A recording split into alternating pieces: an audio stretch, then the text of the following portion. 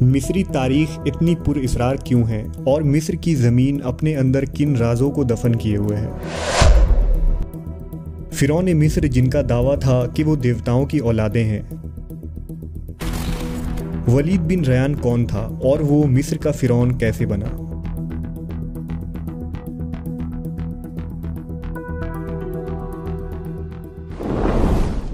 قدیم مصر کی سرزمین میں جسے انسانی تہذیب کا گہوارہ کہا جاتا ہے، بے شمار پر اسرار راز دفن ہیں جو مصری بادشاہوں اور دیوتاؤں کی داستانوں سے بھری پڑی ہیں۔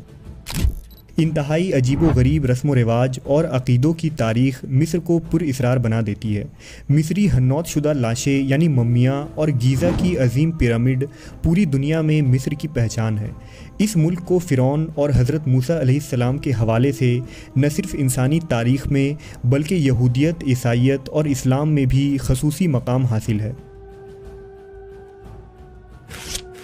قدیم مصری لوگ تاریخ کو دو حصوں میں تقسیم کرتے ہیں۔ ایک وہ زمانہ جب مصری لوگوں پر دیوتاؤں کی حکومت تھی اور دنیا میں انسان اور دیوتا ایک ساتھ رہا کرتے تھے۔ یہ زمانہ 23,000 سال قبل از مسیح کا تھا۔ دوسرا دور فرعون مصر کا دور تھا جب قبطی خاندان دیوتاؤں کے حکم سے مصر پر حکومت کرنے لگے۔ یہ زمانہ 5,000 سال قبل از مسیح کا ہے۔ اگر مصری تاریخ کی پہلی دور کی بات کریں تو اس دور کی تاریخ مائتھولوجی سے بھری پڑی ہے۔ قدیم مصری پائپرس جسے ٹیورین کہا جاتا ہے، اس میں درج تاریخ ہمیں یہ بتاتی ہے کہ قدیم مصر میں فرعون سے ہزاروں سال قبل شمسا ہور نامی گروہ کی حکومت تھی۔ ان کے دیوتا کا نام ہورس تھا جو جنگ اور آسمان کا دیوتا تھا۔ اس دیوتا کے پیروکار کو شمسو ہور کہا جاتا تھا۔ یہ لوگ کافی ترقی یافتہ تھے اور فزکس، ریاضی اور ایسٹرونومی جیسے علوم میں مہارت رکھتے تھے۔ ماہرین پیرامڈز کو بھی انہی لوگوں کی تعمیر قرار دیتے ہیں اور گمان کیا جاتا ہے کہ شمسو ہور دوسرے سیارے سے اس دنیا میں آنے والے مخلوق تھی۔ بعد میں یہ تہذیب کسی آسمانی عذاب کے نتیجے میں اس زمین سے مٹ گئی اور پھر فرعون مصر کا دور کا آغاز ہوا۔ 4 سے 5,000 سال قبل از مسیح کے اس دور میں عراق کی سومیری تہذیب اپنے عروج پر تھی۔ سومیری لوگوں نے مصر میں بہنے والی دریائے نیل کے کنارے کھیتی باڑی شروع کر دی کیونکہ یہاں کی مٹی بہت زرخیز تھی۔ سومیری بادشاہ نے مصر کے شمالی علاقے پر نرمر نامی شخص کو حاکم بنا دیا۔ کچھ ہی عرصے میں اس نے پورے مصر پر قبضہ کر لیا اور مصر کا بادشاہ بن گیا۔ مورخین کا ماننا ہے کہ نرمر اور دیگر فرعون مصر قبطی نسل سے تعلق رکھتے تھے۔ قبطی حام بن نوح کی اولادیں تھیں اور زمانہ قدیم سے ہی مصر ان کا مسکن تھا۔ نرمر مصر کا سب سے پہلا فرعون تھا۔ نرمر فرعون کے خاندان میں 11 بادشاہوں نے مصر پر حکومت کی اور مصر کو مزید طاقتور بنا دیا۔ فرعون مصر کا کردار باقی دنیا کے بادشاہوں سے کافی ہٹ کر تھا کیونکہ انہوں نے خود کو مقدس ہستیاں بنا کر عوام کے سامنے پیش کیا تھا۔ لوگ ان کو ہورس دیوتا کی اولاد سمجھتے تھے۔ ان کے جسم میں ہورس دیوتاؤں کا خون تھا، اس لیے صرف ان کے خاندان کے لوگ ہی مصر کے تخت پر بیٹھ سکتے تھے۔ ان فرعون کو مصری لوگ خدا کے برابر سمجھتے تھے اور ان کے آگے سجدہ کیا کرتے۔ 1200 قبل مسیح تک مصر پر 18 شاہی خاندان نے حکومت کی جس میں بے شمار فرعون نے مصر پر ظلم و ستم کیے اور وہ تمام خدائی کے دعوے دار تھے۔ جب 19ویں شاہی خاندان کے فرعون سیٹی اول کی موت ہوئی تو مصر اس ظالم ترین فرعون کے ہاتھوں میں آ گیا جس کا ذکر توریت، انجیل اور قرآن مجید میں موسیٰ علیہ السلام کے ضمن میں آیا ہے، یعنی رمسس ثانی، جو شاہی خاندان کا خون نہ ہونے کے باوجود مصر کا فرعون بن بیٹھا تھا۔ مصری مورخین کے مطابق رمسس کا اصل نام ولید بن ریان تھا جبکہ بعض نے مصب بن ریان لکھا ہے۔ یہ شخص سوڈان یا خراسان کا رہنے والا تھا۔ روایت ہے کہ ایک مرتبہ خراسان میں شدید قحط پڑا، لہٰذا وہ قحط شالی سے پریشان ہو کر وہاں سے ہجرت کر گیا اور مصر آن پہنچا۔ جب وہ مصر پہنچا تو اس کے پاس کوئی ساز و سامان نہیں تھا، وہ بہت بھوکا تھا۔ وہ حامان نامی شخص کے پاس پہنچا جو نان بیچتا تھا اور عالم دین بھی تھا۔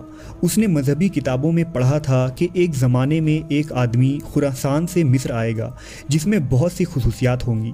حامان نے جب ولید سے گفتگو کی تو سمجھ گیا کہ یہ وہی شخص ہے۔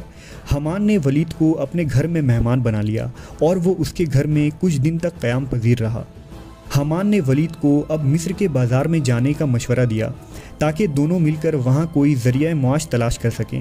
لہذا ولید نے بازار مصر میں خربوزے بیچنا شروع کر دیا، لیکن کوئی شخص بھی اس کے خربوزے نہ خریدتا تھا اور وہ اس تجارت میں ناکام ہو گیا۔ چنانچہ ولید بادشاہ مصر کے دربار میں گیا اور اس سے درخواست کی کہ اسے کوئی روزگار فراہم کر دیں، وہ پوری ایمانداری سے امور کو سر انجام دے گا۔ چنانچہ بادشاہ نے ولید کو مصر کے قبرستان کا داروغہ بنا دیا۔ فرعون نے قبرستان میں بھی اپنی عیاری اور چالاکی کو جاری رکھا۔ اس نے قبرستان میں داخل ہونے والے مردوں کے عوض لوگوں سے ٹیکس وصول کرنا شروع کر دیا۔ اگر کوئی شخص اسے اشرفیہ نہ دیتا تو وہ اس لاش کو دفن ہونے کی اجازت نہ دیتا۔ اس کے ذریعہ اس نے خوب مال و دولت کمایا۔ جب بادشاہ کو اس کی خبر ہوئی تو ولید نے آدھا مال بادشاہ کو دے دیا اور خوب مال بٹورے۔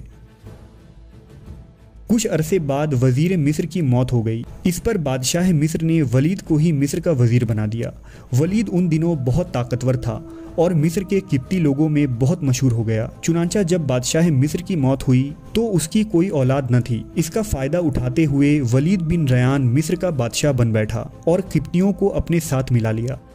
اس نے حامان کے ساتھ مل کر منصوبہ بنایا کہ قبطیوں اور مصر کے لوگوں کے سامنے اب وہ خدا بننے کا دعویٰ کرے گا اور اپنی پرستش کروائے گا۔ قبطی اس پر راضی ہو گئے اور فرعون کو خدا کا درجہ دینے لگے۔ ہر گھر میں اس کی پرستش شروع ہو گئی۔ لیکن بنی اسرائیل اب بھی یعقوب علیہ السلام کے خدا کی عبادت کیا کرتے تھے اور فرعون کو خدا ماننے سے انہوں نے سیدھا انکار کر دیا۔ نتیجے کے طور پر فرعون نے بنی اسرائیل پر ظلم و ستم کرنا شروع کر دیا اور انہیں غلام بنا لیا۔ تاریخ اس فرعون کو رامسس ثانی کے نام سے جانتی ہے، جس کی طرف اللہ نے موسیٰ علیہ السلام کو مبعوث کیا تھا۔ جب اس نے موسیٰ علیہ السلام اور آپ کے خدا کا انکار کیا اور اپنے خدائی کے دعوے پر قائم رہا تو اللہ نے اسے نیل میں ایسا ڈبویا کہ تا قیامت نشان عبرت بنا دیا گیا۔